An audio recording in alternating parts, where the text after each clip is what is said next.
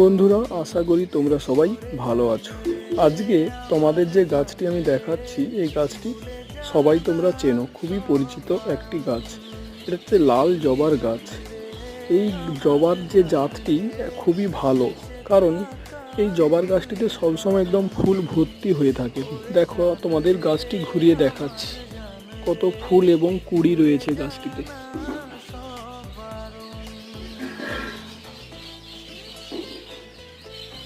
ভালো করে দেখো,